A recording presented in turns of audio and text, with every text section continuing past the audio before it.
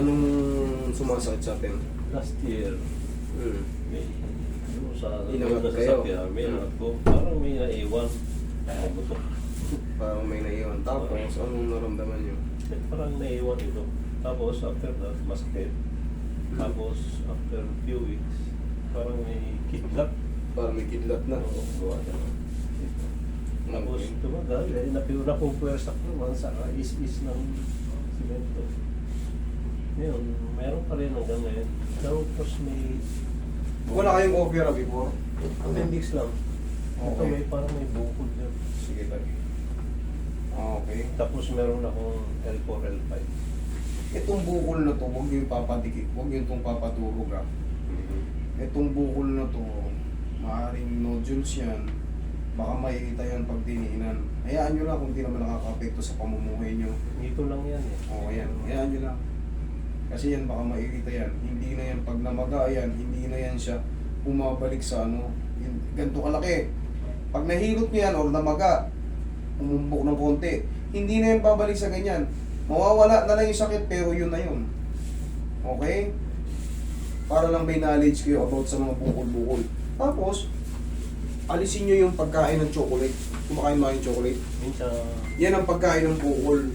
Tandaan nyo, ang pagkain ng bukol, doktor mismo nagsabi niyan, chocolate, tsaka yung mga itlog, manok, yan, sobrang lalansa, patis, pusit, ipon, yan ang pagkain ng bukol. Pero ito malit pa naman, tsaka 90 na kayo, bago yan, bago kayo tikukin yan. Kumbaga, sulit na yung ano.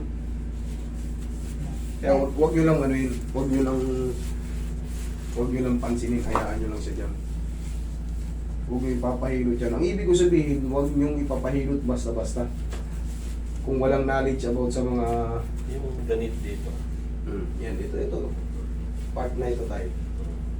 Okay, relax lang. Yan. Part na ng adjustment yan sa cervical. Kasi pag ganun yan, no? Sa nervous system natin, kailangan talaga sa cervical lang aayusin pag may ganyan ka.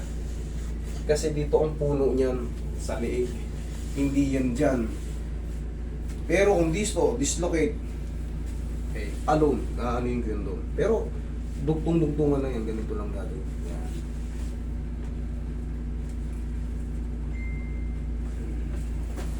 Tapos meron kayong L4, L5, what? Anong L4, L5? Siguro sa Spondylosis. Hindi ko. O hindi o tayo. Sige, kung nakakatayo naman kayo based sa assessment ko, medyo goods naman yung ano. Malamang konting lambing lang.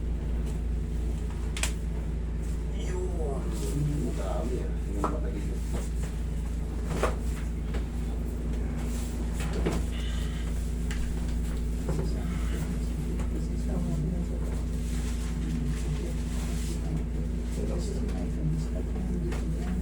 Kabilang side. Magtanong kayo mga minsan, no, kung pag sumakit talaga siya ng todo, dalhin nyo rito. Pero kung hindi naman siya bearable naman, sige lang, taste lang muna. Pero magpakonsulta kayo sa ortho-doctor. Tanungin nyo kung ano nangyayari sa buto ko. Kasi medyo may kakaiba na sa buto nyo. Kaya hindi ko muna pinakailaman. Sa orthopedic. O, pacheck nyo. Sarap po. So, dapat gaganyanin ko rin kayo, kaso hindi kayo pwede sa ganun. Baka paglagot ko, dire-diretso. Mabasag yung spinous nyo. Dapa. Kahit may edad, inaano ko yan. Huwag lang talaga may ibang condition. Pag may ibang condition kasi, siyempre life ano to eh. Hindi to basta-basta. Kumbaga, malulumpo ko kayo. Hindi kayo mamamatay, pero malulumpo kayo. Wala akong tinatanggihan, pero pag may ibang condition, doon ako magbabase. Doon ako sa safe. Hindi ko ilalagay yung buhay nyo sa ano, alanganin.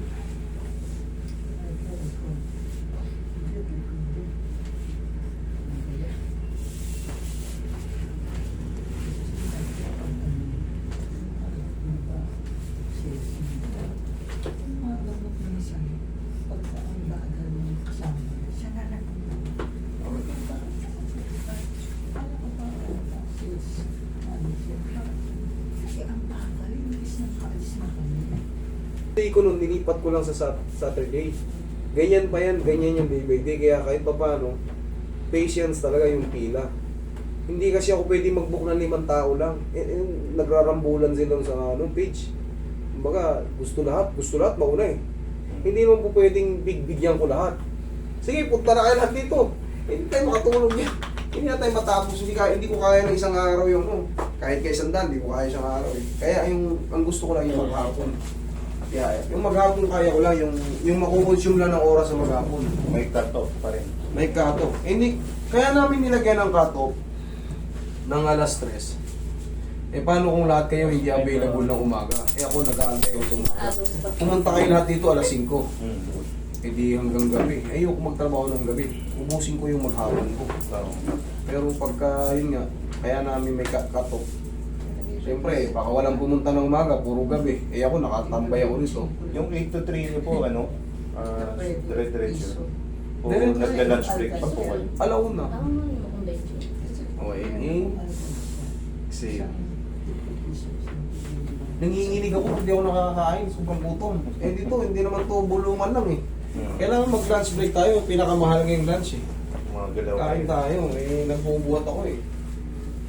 Hindi tayo pwede sa dire-diretso. Bebes lang kasi dito. Kaya sabi ko may pwede. Webes, ano yung Webes pa? Ano yung date mo? Hindi, next month na. O ayun, December. December na bebes. Chat lang kayo, chat lang kayo. Kasi, mami, masakit man yun, pakinggan. Kayo ang hahabol ng skip namin. Talagang kayong mag-a-adjust. Kasi pag puno na yan, eh, wala talaga, kailangan talaga. Kasi health is wealth, hindi rin pwedeng may nararamdaman na kayo, pasok lang kayo ng pasok hanggang sa hindi na kayo makatayo. Hindi kayo mahal ng kumpanya, tandaan nyo, upo. Pag May sakit. may sakit na kayo, aalisin ka na. Hindi ka na productive eh. Ganun lang yun. Maraming nag-aaral dyan ng ganyan parehas sa'yo. Doon na sila sa mapakinabangan. Ikaw, hindi ka na makatayo eh. Kaya yung mga nagtatrabaho, ingatan yung katawan nyo. Hindi kayo mahal ng kumpanya. Hindi sa inyo ipapamana yan. Once na magkamali, sa dami ng ginawa mong mga files na naayos mo lahat, once na magkamali ka ng isang, tanggal ka pa rin. Pagkatawan mo mumigay, wala. Awit. Magdudusa ka sa higaan. Magugulat ka, meron ka ng kapalit sa opisina. Yung sip-sip, nasumbong. Maraming ganyan. Hindi sa inyo ipamamana yung kumpanya. Ba't binabantayan yung trabaho ng iba?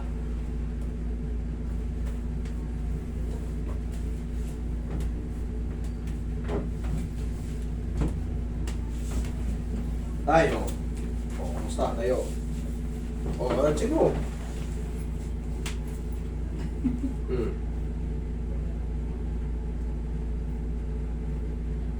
Yung kanan niyo. Walang problema. Wala. Ang kaliwa. Maakit pa sa Siguro, maakit. nag-a-adjust pa siya. Meron pa? Okay lang yun. Basta humina na siya o gumanda na yung hintayin natin yung subside ng Yes, yes, yes. Yes, tay. Sama ko